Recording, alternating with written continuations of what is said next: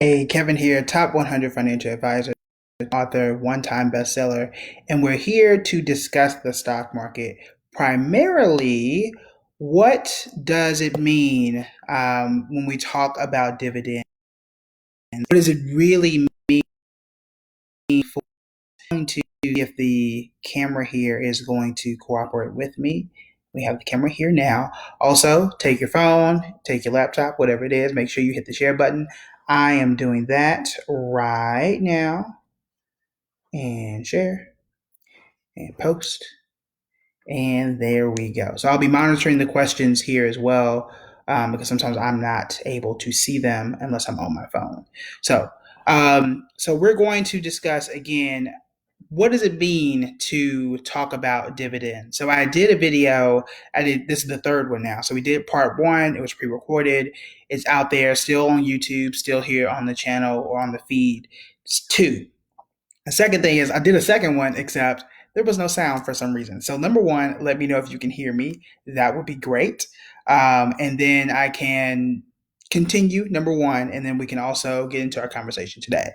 For those that don't know, before we get started, if you don't know what dividends are, what are they, what do they mean, and how can they affect you as an investor? So a dividend essentially is a payment that owners of the company get. So if the company does well, they get $1 a share, $5 a share, however much the company deems. And that's the payment that you get just for owning shares of the company. These are all public. So if the company gives a dividend, you will get that dividend payment if you held it for a certain amount of time. They call that the X dividend date. You can search all that kind of stuff and figure out what date would I get paid. Those payments are again per share. So this is the one time it matters how many shares you have. Other than that, those payments, a lot of people think that you get paid every month for a dividend. That's not always the case. A lot of times you get one payment that's split, or one dividend that's split 4 times a year, so every quarter. For example, if a stock pays you $4 per share, you'll get $1 in March, $1 in June, $1 in September, and $1 in December if you own just one share. The more shares you have in this instance is the higher dividend you're going to get. So I want to analyze that real quick. So I am going to hit this, and there we go. So we can see both at the same time. And this is Dollar General. We've talked about Dollar General before. It is on my watch list. It has been a great stock as of late and one of the better pandemic stocks out there. Doesn't mean you should invest in it right now. You want to make sure that it fits for you and what you're trying to do. Now, I'm going to break this down real quick. I don't have a whole bunch of time, so if you have any questions, ask them now, ask them early, and I will get to them while we're live right now, or I'll come back and search through the comments. That's a good thing about doing this on Facebook as well. All right, so for those who did not watch the original video, just want to see what color my pen is and change that. Should I do? I'll do red. No, I'll do blue. I'll do blue because it kind of stands out a bit.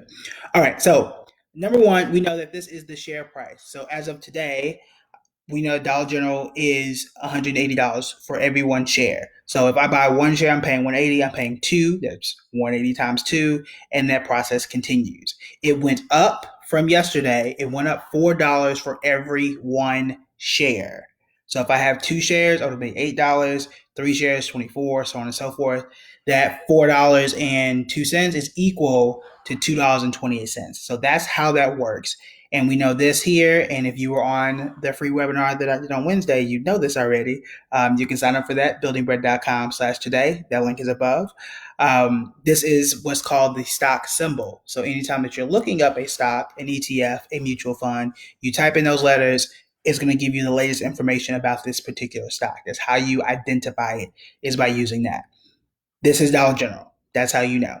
All right. Now, the next thing that you want to pay attention, that you want to look for, is the dividend here. And we're going to talk about this thing. Now, not every stock offers a dividend. That is neither a good thing or a bad thing. Some people have the belief that it has to offer a dividend and that means something special and that it's going to perform better. That's not always the case. It can be a good thing that it offers a dividend. It can be a no thing, meaning it, so what, it doesn't matter.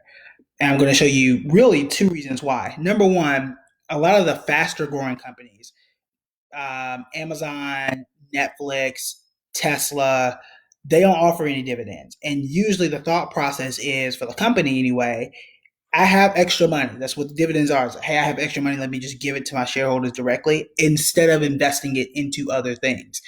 The newer companies usually say, if I'm Tesla, if I'm Netflix, I can use that money to get more content. I can grow the stock and the business a lot faster. So I don't want to just give the money away to my shareholders.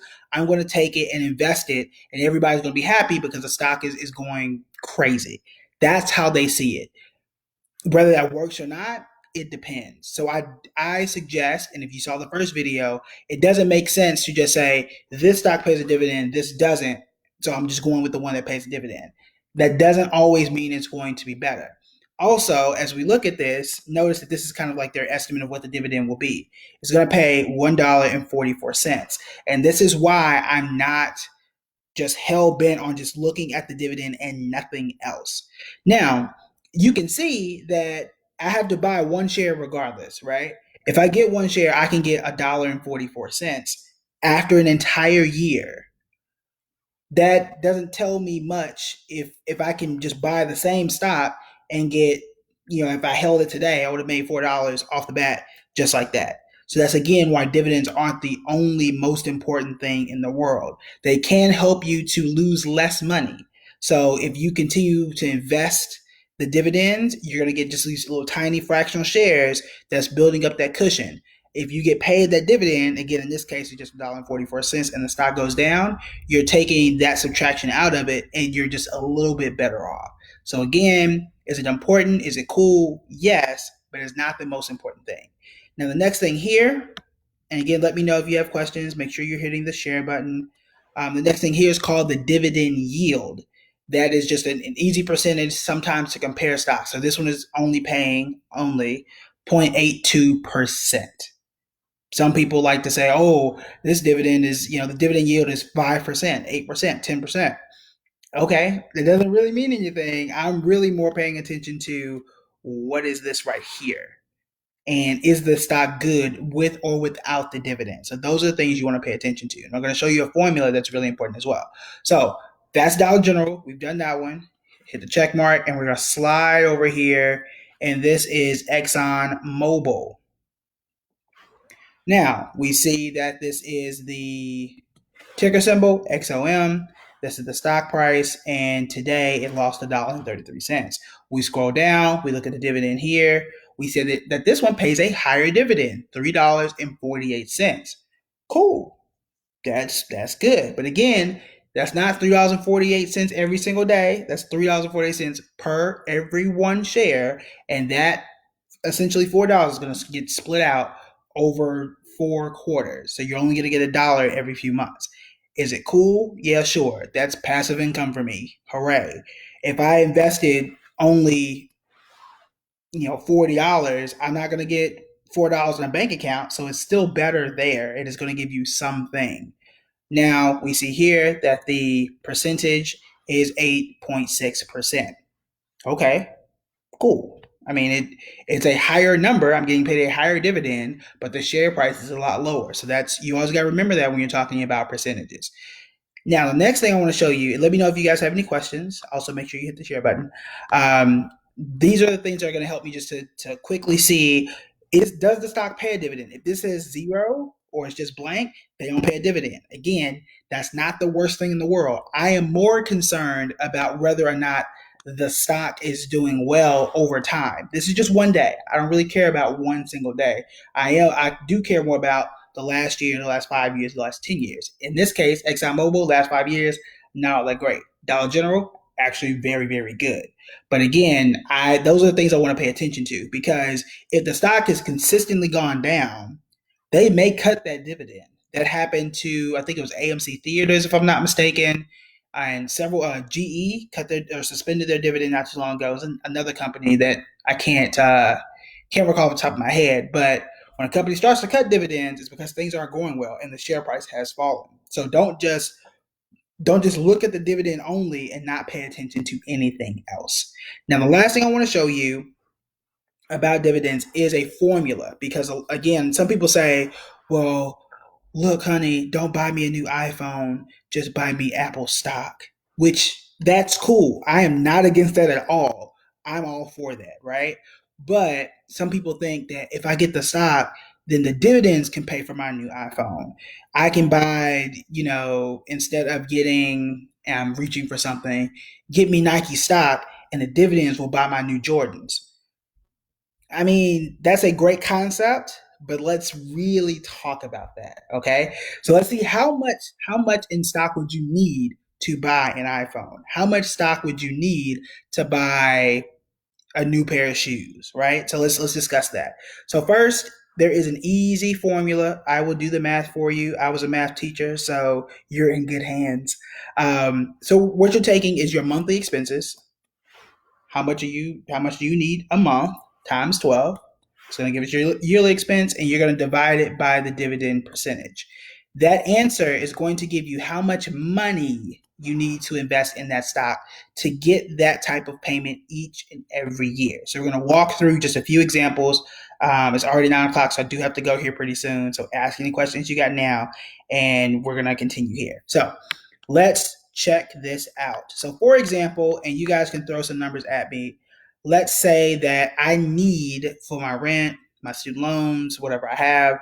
Let's say I need $3,000 per year.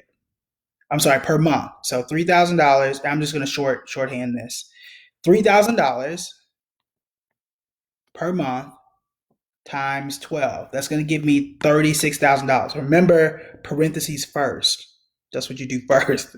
I know somebody's going to mess this up. So it's always a parentheses first. Do not argue with me on that. I will fight you. I will find you and fight you. I don't care about quarantine. Okay. So, all right. So it's 36,000. I'm going to scroll over and look at the dividend percentage. In this case, it's 8.6%. 8.6%.